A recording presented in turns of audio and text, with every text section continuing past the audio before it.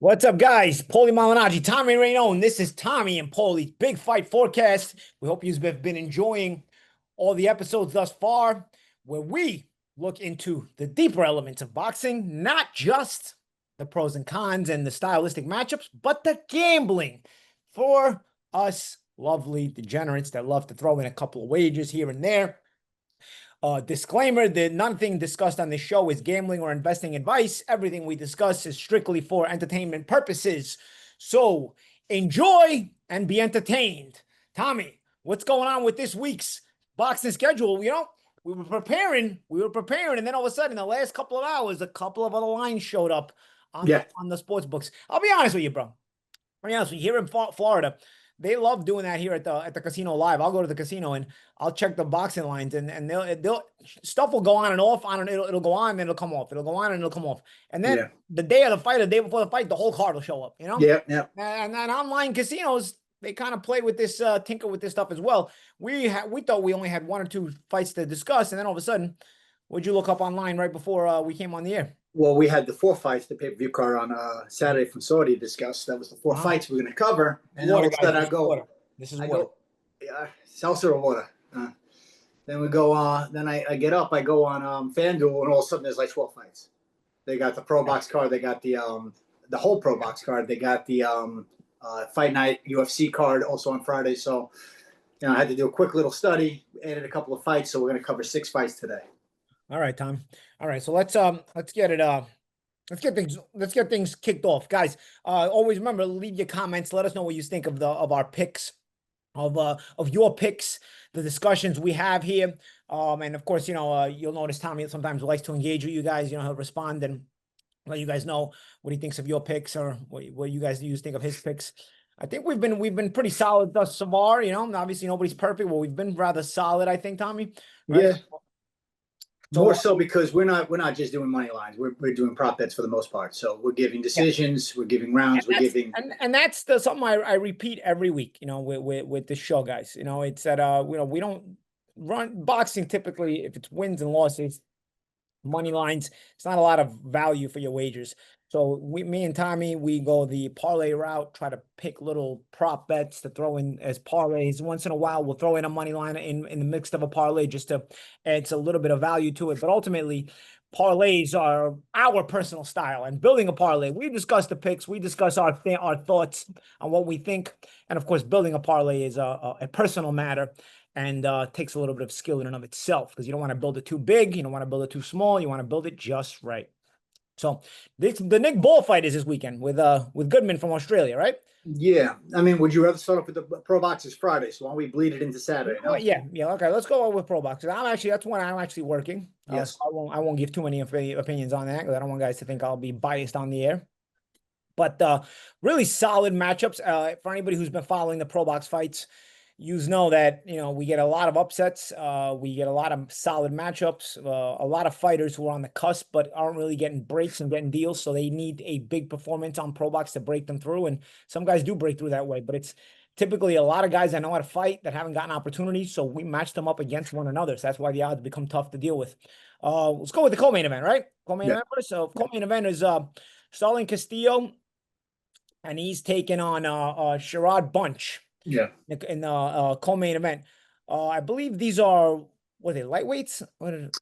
Let me double check. I thought it was welterweights so I might be way off. Both of these guys haven't fought in a while, Paulie, so I'm forgetting their weights. Yeah, and that's the thing. Guys want to get busy, but typically they have a bit of a tough. They're tough fighters, good fighters with not big name reputation. So a lot of people don't want to take chances on them. So what ends up happening is they come in a pro box and they end up fighting one another and hopefully get that win. And the winner can move on and maybe create an opportunity for himself. So 140. Looks like they should be at 140. We split them. It was right between us. We were way off. I was way off. Look, so Bunch and Starling Castillo. What do you think? What do you? First of all, as far as stylistic matchups, this is a fight I'm working, so I'll let you know about the stylistic matchups. Starling Castillo is a solid fighter. He got a loss to Otar Hinahosian, who's a real pace kind of fighter. Castillo's tall for the weight, a little bit really gangly. Sometimes knows how to maneuver his way around the ring, holds, but he's kind of tricky as well. Bunch is one of these guys that can be impressive, but he's inconsistent, you know. So Tom, we were talking off the air. I think a knockout is difficult to see here. That's what jumps out at both of us first and foremost, correct? Correct. Both guys are solid. Castillo is the southpaw here, rangy, counter puncher, uses his jab, but like you said, he doesn't overcommit. He doesn't get overly aggressive. If you put a lot of pressure on him, I could see a lot of wasting of the clock. Where there's a lot of moving around. There's a lot of holding. What he knows how to do. Yeah. Yeah. So listen, it's an interesting fight. I mean, Bunch has been out for it's got to be close to 3 years now. I'm thinking because I commented his last fight was in Atlantic City, and that was a second round knockout. He blitzed the guy early, did what he was supposed to do. At the time, I believe he was about 24 years old, so he's got to be up to 26, 27 years old now. He had time on his side. Not that he does not have time on his side still, but you weren't expecting a long layoff after the Atlantic City fight. So this is an interesting one, but when I looked into it, I said to myself, why is Bunch coming back against such a difficult opponent off such a long layoff? But then I realized that Castillo's coming off a layoff himself. So this is kind of two guys that have been inactive and they need a fight here. And that's why ProBox made this fight happen. So this is a good competitive fight between obviously two hungry fighters. And the winner is going to move to the next level. Now, I see Bunch putting a lot of pressure on. Benz can be very, very slick too. So he's diverse, Paulie, but you know what? He disconnects at times, you know? I mean, the one loss where I saw him fight on Showbox, which was we're talking about 4 years or so ago. I'm forgetting the guy's name. Castillo? No. Bunch. Bunch, okay. He dropped the guy early. I want to say in the second, third round. He looked phenomenal the first 4 rounds, and then he almost stopped punching for the rest of the fight. I don't know if you heard it. Yeah, I don't know what happened, but he just shut it down. He ended up ultimately losing either a split or majority decision in a fight that he gave away. I mean, all he needed to do was win one more round, Paulie, and he wins the fight. He gave away the whole second half of the fight, and that was surprising to me. But like I said, he came back, second round knockout, and now he's been on the shelf. So he's going to be hungry, but he's in there with a tricky guy. Castillo is long, he's rangy, he's a southpaw. A counter puncher. He uses the jab. He knows his way around the ring. He's got good ring generalship. So this is a tricky fight, and the odds reflect that because this is a close fight on the money line right now. The prop bets are not out yet. Why they're not out, I don't know. But they just put the book in New York at least. But a friend of mine that I was just discussing this with that lives in Maine. I'm sorry, New Hampshire. He mentioned that there's only a money line for him right now, and this fight is tomorrow. That being said, Foster, no, I'm sorry, we're getting ahead of ourselves with Foster. He's the main event. Bunch is a underdog. I think it was about a minus 160. So I'll tell you, no, if he's the underdog, he's plus 160. I'm sorry, plus 160. Yes. Yeah. I'll tell you what, though. I know our first main pick for this fight is probably for it to go to distance. We like the distance. We like for the fight to go to distance. And while we're talking, Paulie, I'm going to check. I'm going to just see if there's been updates. Yeah, check in the meantime. But I'll tell you what, you always got to watch the headbutts with a southpaw fighter. So remember, the casino will screw you. Fight going the distance, if it goes to a technical decision, it does not count as when going the distance. Correct? Correct. So we like the fight going the distance, but there's always that outside chance with a southpaw involved that there's the headbutt that could stop the fight. Having said that, I also personally, Tommy, I don't know what you think. I personally think Bunch is very live as an underdog. Very live. It's actually higher odds Paulie than I thought. He's a plus 182. Plus 182. Yeah. And I'm telling you, we've had a lot of upsets on ProBox, so it wouldn't be our first upset. It's not outside the question. I personally think he's very live here. You know, again, our pick is if I go to distance, but I'm telling you, if you're feeling froggy, I may be feeling froggy, you know, myself. I may look into a Bunch upset here. Yeah, you know what? I gotta wait till the actual. But since I can't feel froggy because I'm commentating the fight, I won't say anything, you know. But I'm just letting people know because Castillo knows how to spoil a fight, and like you said, Bunch checks out sometimes halfway through a fight, and Castillo can lull you through it and beat you.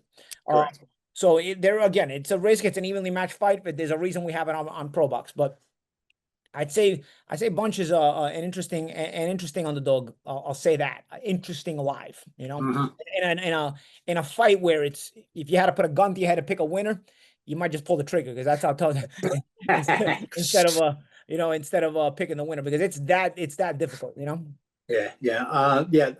Absolutely. As far as once those actual prop bets come out, which I expect to come out tonight, because again, this just got added to the New York sports apps a couple of hours ago. it's gonna be razor thin. I'm telling you, that's why we love the distance, because it's gonna be. I think it's gonna be razor thin at the end, bro. We love the distance It's here. gonna be a very close fight that comes down to those last, 8, 9, 10. Yeah. So yeah, no, I will say this about Bunch. Good chin, good defense, and again, knows how to survive storms. But that's something I always mention. A guy that knows how to take the momentum away from his opponent, take the momentum away from the crowd. That's an important factor. A lot of guys don't have that boxing IQ. Some guys just don't have it. He kind of has that too, Tommy. Yeah. So more the reason why it's gonna. Yeah, more the reason why I see this fight go into a distance decision, and then it's a matter of who do you like in this fight? Who's going to get the fight? There really isn't a hometown favorite here. This fight's in Florida. But it's not even a matter of that. It's you might just like the distance. Yes, correct. So my pick ultimately is the distance. Absolutely, I don't have the odds on that right now, and then maybe a secondary bet. I'm gonna put it on Bunch. Yeah. And again, mentioning that this fight is in Florida. Bunch is from Philadelphia. Castillo is from where? Dominican Republic. Yeah. Yeah, so I mean, there's not going to be a big hometown advantage for either guy or judges or anything of that matter. So, I mean, hopefully everything's on the up and up as far as the decision goes. It's going to be a good competitive fight. It's going to be a close fight. We might be looking at a split or majority, but I definitely see this fight going the distance. Yeah, so the main event, Yakubov is a favorite to beat William Foster. But again, another really, really difficult one here. You know, these are two guys who are sort of on the cusp as well. Yakubov has one loss to Oshaki Foster, the other Foster. And Oshaki is a championship level fighter, right? Yes, so that's the one loss Yakubov has. So it's a respectable loss. And William Foster, you know, he's kind of hit or miss because he's also another one who will randomly check out. But at times you catch him and he looks like a world beater. At times you look at him and you say, wow, this guy's can't miss. But then you look at it in his last loss and you wonder how the hell could he just underperform in a fight like that, you know? So he's hit or miss. Go ahead, Tommy. And that loss was to a southpaw, Paulie. Keep that in mind. So what do you think here? I mean, it's a tough one, Paulie. It's a tough one again. Foster's good, but like you said, he's inconsistent. Sometimes he's overly aggressive as well, kind of tripping over his own feet. He doesn't have the best footwork in the world. But he knows how to win too. That southpaw thing might be tricky, right? So they might be the southpaw thing because he has a win over De Los Santos too, I think, right? Did he beat De Los Santos? Now help me pronounce this guy's name, Paulie, because I only saw the Oshaki Foster fight when how do you pronounce it? Yakubov. Yakubov. Now, from what I've seen, he has an interesting style. He's a southpaw, and he's an aggressive southpaw. At least he was against Foster. But the thing is, Paulie, he goes through lulls where he'll go a 30-second spell without throwing a punch, where he's putting the aggression on you. He's coming at you. He'll feint you, and then he doesn't throw anything. He lets you. There's your exit route. There's your route. You go this way. You go that way. So I wonder about the overall level of boxing IQ because he's setting traps and he's letting these guys escape and using the same escape routes over and over again. At least that's what I saw in the Forster fight. Yeah, and then that can allow you to sort of steal it. What you're saying?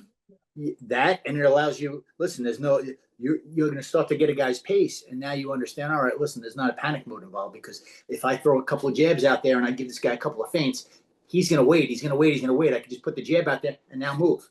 Now I'm out. An interesting fight again, Paulie. I'm going distance again, Paulie. How much do you think the whole southpaw thing bothers Foster? From what I saw against Foster, bothered him a lot. But I think Foster's I'm sorry, against who was it? It was Henry LeBron. No. Edson Garcia. Yeah. Yeah. That was a fight. I believe that was on ESPN. It bothered him a lot, and he looked off balance. And then he'd fight in these spurts where he puts these combinations together. He'd get off, but then he would kind of fall back into the same trap, following, lunging, not cutting off the ring. So I mean, hopefully he made those corrections since then. We had him on Pro Box in his last fight against Brandon Benitez. He looked very, very good. Brandon Benitez, I remember a couple of years back, beating the #1 contender for the world title. It was the guy from China. What was his name? I forgot the guy's name, but Benitez had beaten him on Pro Box a couple years earlier. I remember having been impressed with Benitez, but afterwards he ended up losing to Rubesi Ramirez. Okay. And then who's also a South probably. Yeah, and then he ends up back on our network against Foster, and Foster looked terrific beating Benitez. Honestly, it really did impress me. I don't know what Benitez had left, but I was really impressed with Foster's performance in that fight. Foster did put the first loss on Edwin De Los Santos' career. Wasn't Foster with Top Rank at one point? Yeah. Yes. De Los Santos was 13-0, and Foster beat him.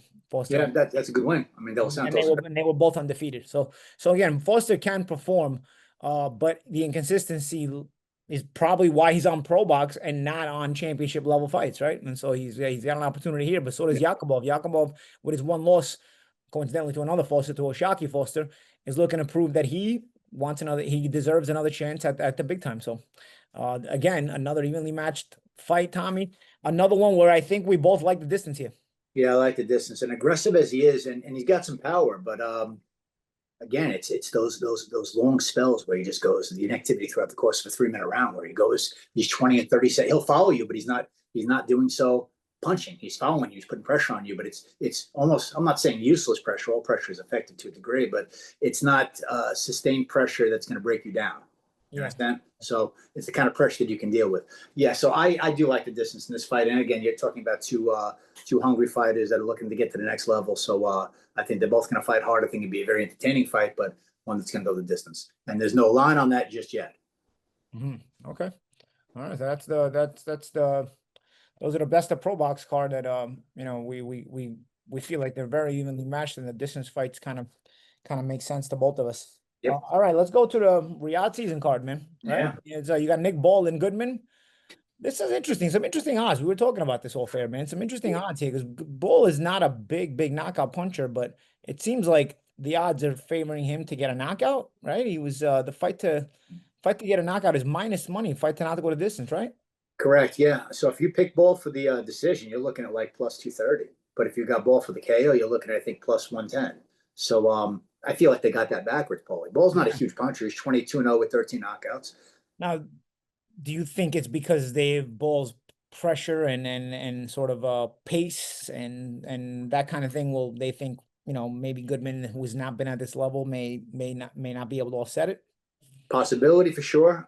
He's also coming out off a couple of late knockouts, Ball back-to-back knockouts. I think they were both in the 10th round. The thing with Ball is if he's going to get you, he's going to get you late. But, I discussed this with you off the air. But Ball, I mean, he's a relentless pressure fighter. I mean, and he's a dirty fighter, Paul. He reminds me, everything about him kind of reminds me of Ricky Hatton. He really does. Like, he's kind of like a poor man's Ricky Hatton, where it's one dimensional, but that dimension is deep. That dimension, runs deep.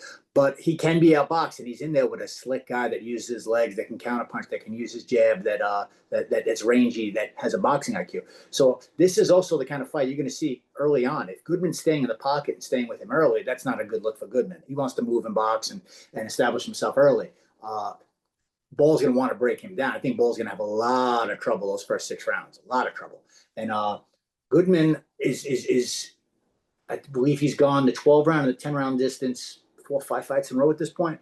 The thing with Ball is, I mean, listen, this is another big fight. He's been on Riyadh before. He had a win over Raymond Ford, who's also on the show. That's, I think, the momentum of that win, coupled with obviously coming off a couple of knockouts in his last 2 fights. I think that's why the odds are shifting the way they are, where he's, I wouldn't say big favorite. Yeah, no, he's a big favorite. He's a minus 500 on the money line. But as far as them looking for the knockout, the interesting thing that I told you about Ball is that in 4 of his last 5 knockouts, Paul was super late. 2 of them in the 10th round, 2 of them in the 12th and final round. So, I mean, that's not coincidence. That's breaking a guy down and wearing a guy down. So that's where things get tricky here, where I like the distance. I've liked the distance the entire time. If Goodman is going to win, it's not going to be by knockout. Ball's got a fantastic chin, reliable, he's durable. And Goodman's not a big puncher. He's only got 8 knockouts in 20 fights. So if he's going to win, it's going to be on points. So that's the direction he's going to want to be in. He's going to want to box and move. But the thing is, you got to worry about Ball late, because those last 3 rounds, I mean, he's dangerous because he's already put the pressure, he's already put in the work. And again, Paulie, 4 out of his last 5 knockouts, I mean, rounds 10 and rounds 12, that's not coincidence. And Tommy, I guess the question is, how close to the high level do you think Goodman's boxing ability is? I think we vary in our opinion here. I haven't been crazy impressed with Goodman. You think he's pretty slick and he can give trouble to Ball. I think the fact that he's undefeated makes him tougher to stop. I think undefeated guys have a little bit of an extra gear in terms of desire. He's a pretty good boxer. I just don't know that his boxing skills are enough to offset Ball. And I guess that's why Ball's the favorite. What I'm saying is, are his boxing skills enough to go to distance? That's the key here. I agree with you. I think the distance is pretty solid. It's weird how odds makers have it the other way around. Yeah. Maybe they aren't impressed with Goodman. Maybe they think Goodman is, I haven't been crazy impressed with Goodman, but I do think an undefeated fighter has a little bit extra dig down in him, to where even if his boxing isn't gonna work out, he may may be able to last it through the distance. Now, having said that, you bet the distance with Ball, you're probably sweating the last couple of rounds. I'm just, Yeah. right. Listen, he's got a gas tank pulley, and he Yeah. brings it those last few rounds. Yeah. That's what, and it was a controversial win, but that's what got him the win over Ford, was that late surge in rounds 10, 11, and 12. I mean, he's a second half fighter, but he's almost like a third half fighter in the sense those last 3 rounds. I mean, he's the making last third fighter. Yeah. 3 rounds count. So things. Yeah, I'm going to be sweating those last 10, 11, and 12. And he was impressive even in the Ray Vargas fight, right? Ray Vargas, excellent example, and that was a bullshit draw, Paulie. I mean, listen, he beat Vargas, and he dropped him late, and he was tossing him all over the ring. He was chasing him down. Vargas was flopping all over the ring, and they gave him a gift decision. So that's another example of just that late surge. And he was on the verge of stopping Vargas as well. So I'm going to throw this option out there for we'll call it degenerates, right? That's what you have to say. So check this out. Just going with history repeating itself, saying that I'm going to have to sweat out rounds 10, 11, and 12. The odds for a KO by Nick Ball in rounds 10, 11, or 12 are plus 500. Wow. Okay. So and if Nick Ball doesn't always get a knockout, but when he does, it's usually in the last quarter of the fight. Correct. So you know what? Listen, just to put it out there, if you guys have known what we've noticed, when we analyze between the lines, and you may notice as well at home, So I like the distance, but Paulie, just so I don't have to sweat it out and stress myself just so much. Once I get through round 9, I'm going to win either way because I have the fight going the distance. I got Ball for the decision. I do. If it goes I do see Ball winning this fight by decision, which again he's plus 230. Should Goodman win the decision, I think Goodman's like plus 440, so he's got good odds too. But the crazy part is, Paulie, he's plus 440 to win a decision, which is an outside possibility, but it's a realistic possibility. Ball is plus 500 to score the knockout 10 through 12. Now, with what we just discussed, what would you feel more comfortable with? Goodman possibly pulling off the upset and winning a 12-round decision, or Ball pulling off that KO around 10 through 12? I'm not big on Goodman. I think the late stoppage. Right. So that's why I'm saying to myself, you know what? I got the fight going the distance, but I'm going to put a little backup bet at plus 500. And I'll parlay that because we get a little greedy. Yeah. And again, this is what we're talking about with understanding how to build a parlay. You're not necessarily betting against yourself when you do something like this. You just know how to balance out the numbers. The art of building a parlay is it makes it advantageous to yourself, right, Tommy? What I'm doing is I'm covering my own ass, because then should my investment of this fight go in the distance fall out because Ball scores a late knockout, those odds are so favorable that it's going to wipe out my losses and probably give me a very slight profit. And guess what? Should the fight not go the distance, big deal. I'd have to should he not score the knockout 10 through 12, big deal. What I lose? I had a plus 500 that I parlayed it to plus 650. I didn't have to invest a lot. You don't have to invest a lot. Yep, exactly. And again, that's the art of building a parlay. That's a very personal matter. We discussed the picks, the props, the options, but then building a parlay is a personal matter, and it's sort of a personal skill, really. What's the other fight on the card here? We got a bunch. We got Raymond Ford. Raymond Ford against Abraham Nova. That's another one where we like the distance. Nova's been pretty durable. Nova's a durable guy. He's only been stopped. But he loses at this level. He does lose at this level. He doesn't have that signature win. He's still young. He's 32 years old, so he doesn't have a lot of wear and tear on his body. And I think that this is his last big shot, because how many big fights are you going to get without a signature win? And then when you underperform, he's been stopped once. That was by the Olympian. That was 9-1. I'm going blank on his name. He was stopped once. It was in the 5th round. Otherwise, very reliable, very durable. Was it Rabasi? There you go. Boom. There you go. So he was stopped in the 5th round by him. That was a few fights back now. Listen, Nova's a good, solid fighter, no question about it, and he's going to come to win. And he's here's an interesting. He's the bigger guy, Paulie. That's going to mean a little something too. Ford's the smaller guy. You're going to see Abraham Nova once they get in that ring. That Nova's going to look like a much bigger fighter. The height, the reach, the dimensions. He's a much bigger guy. And Ford is not a monster puncher either. Mm-hmm. Yeah, that's a good point too. Yeah, that's so that one looks like that's a solid distance fight. As a matter of fact, I was looking at that one in the casino. Wasn't up. All I found was Goodman and all I found today was Goodman and Ball when I went over to the casino. But Ford is streaking. He's he's 17-1.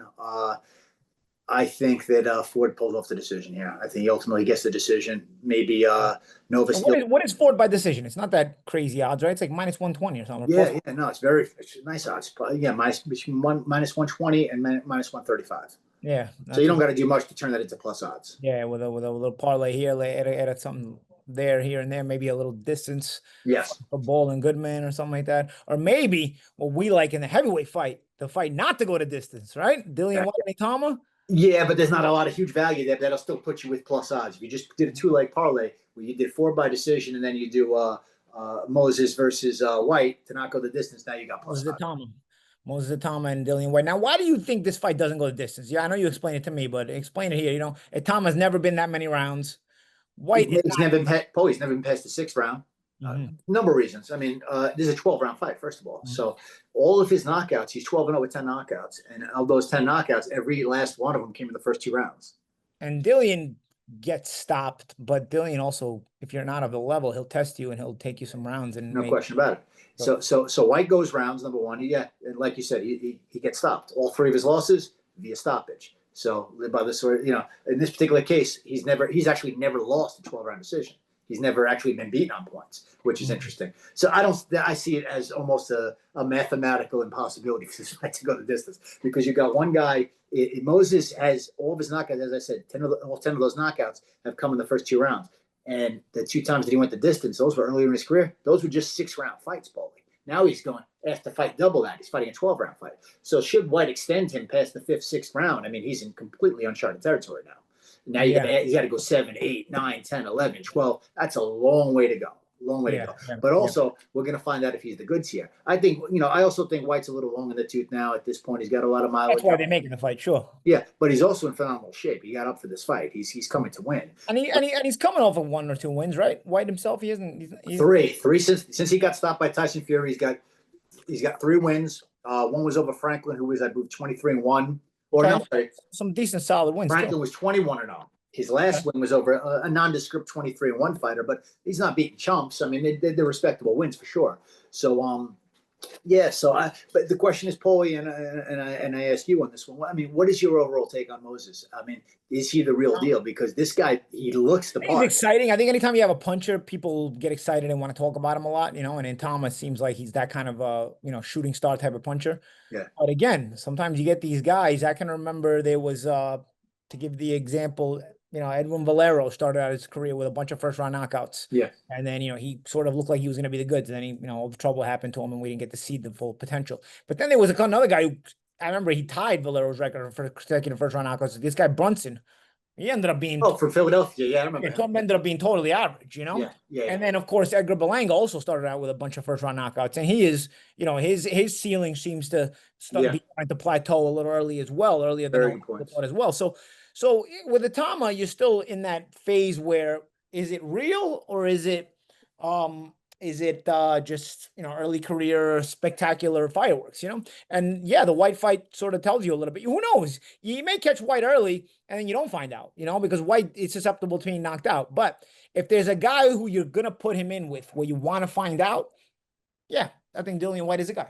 Yeah, no, it's interesting because Moses, they had him in with Watch, who's 45 years old. That guy, you step in the ring, you're 1 foot out the door already. Walk where you could see the writing on the wall with the way his career was going in general prior to that. Yeah. So there's no question about it. White Dillian White is definitely the best fighter he's fought. Yeah, even though he's long in the tooth, even though he's got a lot of mileage on him, it's still an interesting test. But again, Paulie, being a 12-round fight. That's what makes it interesting, because if I'm someone like White, I want to take this fight as many rounds as possible, because the more rounds it goes, the more it is to my advantage, because you're putting this guy in uncharted territory. Yeah, absolutely. Both mentally and physically. But, Moses can punch, and I like that little – I watched his fight last night when he fought Dempsey. I think that was on a Riyadh card as well.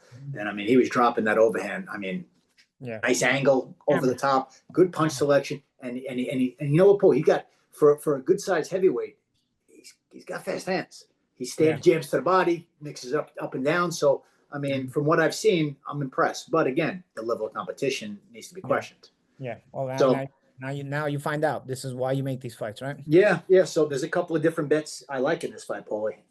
And this is another betting strategy of mine. Okay, so I think the fight absolutely does not go the distance any which way. Right. The odds are not great on that. It's something like -700, but I think it's a -700 lock. Now, keep in mind, you're not going to bet $700 to win $100. You're going to parlay that 700, which I'm saying is basically a lock, with something else, whether it's Ford on the money line or Ford by decision or ball, etc. And again, the skill of building a parlay, you mitigate the risk. Now, the odds on this fight going more than 4.5 rounds is where it gets interesting. So for the odds on this going more than 4.5 rounds are -130. Okay, so that's much more favorable odds. Much more favorable odds. Because like just for Moses to win by knockout is still -450, right? So now, so where there is actual value is whether this fight goes over 4.5 rounds or under 4.5 rounds. That's where the actual value is. What do you think? I think, Paulie, I already got a couple of bets in. I put a couple in for it to go more than 4.5 rounds. You know why? Even if it goes more than 4.5 rounds, even if it doesn't go to 4.5 rounds, Paulie, I'm still going to win the knockout bet. Yeah, because you got yourself the knockout in general. Should he score the knockout round 5, 6, 7? I'm going to win it both ways. Yeah. I'm not going to go heavy on this fight any which way. 4.5 rounds it's got to pass the halfway point of round 5. Correct. You got to hit four completed rounds and then another half round in the. As soon as that 1 second on the clock, 1 minute and 31 seconds. Yeah. It's gotta get to once it reaches 129 left in round 5, that it's gone over. And I got beat once by that. By a second. Yeah, of course. Rolly Ramirez lunging in and getting cracked by Gervonta Davis and going face first into the ropes. Boy, I needed like 8 more seconds. I'm like, no. That's why you always badmouth Rolly. Now it comes out. That's why I say he's got no boxing IQ. He gets over the. Oh man.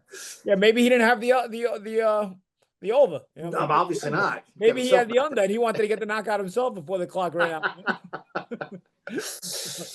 Yeah, so ultimately that fight ends in a knockout.